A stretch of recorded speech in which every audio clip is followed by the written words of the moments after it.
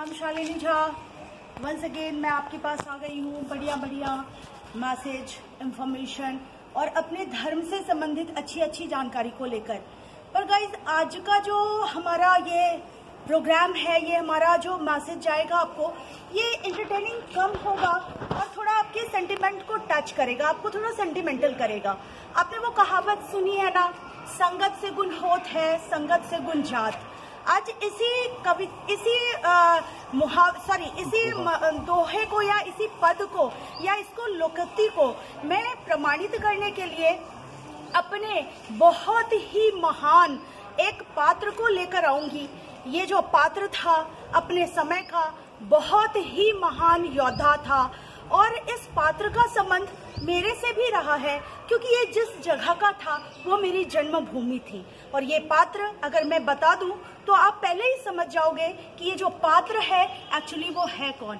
ये पात्र जो है वो सूर्य कौंतेय पुत्र दानवीर महाबली कर्ण की कहानी है, मित्रवत कर्ण की कहानी है, राधेय कर्ण की कहानी है।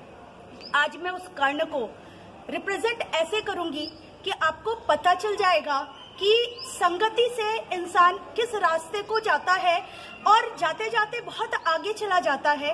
और अगर उसकी ये संगति खराब होती है तो वो इतने बड़े कुमार्ग पर चला जाता है कि उसकी एक गलती, उसका एक प्रॉब्लम उसके सारे गुणों को ढक जाता है।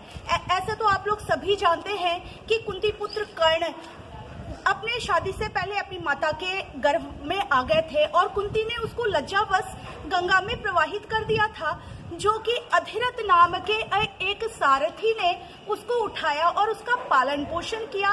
उनकी माता का, जो पालने वाली माता थी, उनका नाम राधा था। ये सारे आप लोग जानते हैं। अब ये जो कुंती पुत्र कर्ण है या राधेय है, वो पांडवों का दुश्मन कैसे बन बैठा? वो उस सारथी अधिरथ का एक छोटा पुत्र भी था जिसका नाम शोण था। शोण ने शकुनी के सिखाने पर गायत्री मंत्र का जाप कर दिया।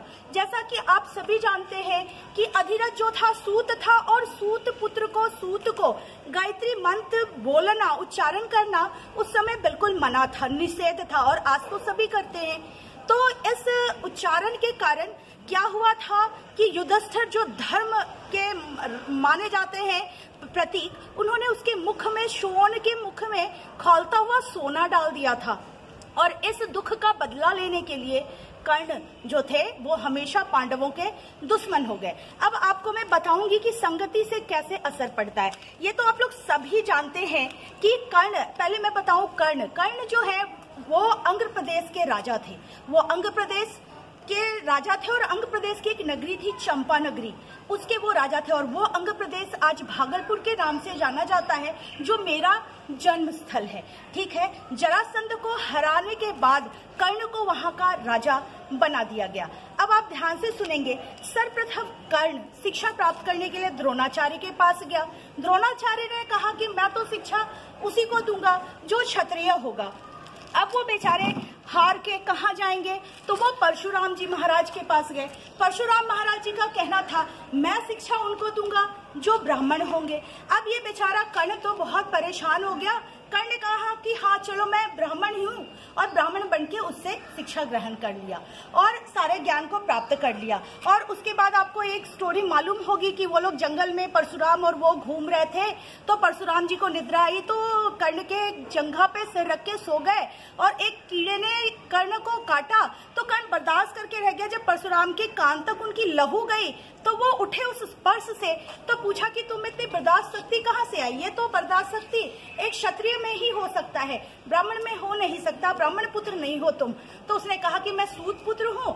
तो उन्होंने श्राप दिया कि जब तुम्हारा समय आएगा हमारे सिखाए हुए सारे गुणों को याद करने का, मंत्र को याद करने का, सारे नियम को याद करने का, तब तुमको विस्मरण हो जाएगा और तुम ये सारा भूल जाओगे। ये तो सारी बातें हुई। उसके बाद आप आज की डेट में महाभारत देख रहे हैं, उसमें आप देख रहे होंगे कि किस तरह से कर्ण को किसके साथ खड़े होने के लिए दंड मिल रहा है, तो दुर्योधन के साथ। दुर्योधन के साथ क्यों?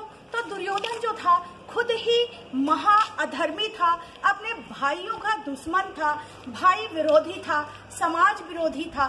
तो इस तरह लोगों के साथ खड़े खड़े होने के कारण कर्ण को जो है हमेशा समाज में गलत जगह प्राप्त हुआ। एक आदमी के बड़े होने में बहुत लोगों का हाथ होता है, महान बनने में बहुत लोगों का हाथ होता है। ऐसा नहीं है कि वो सिर्फ अपनी मेहनत से उस जगह पहुंचता है।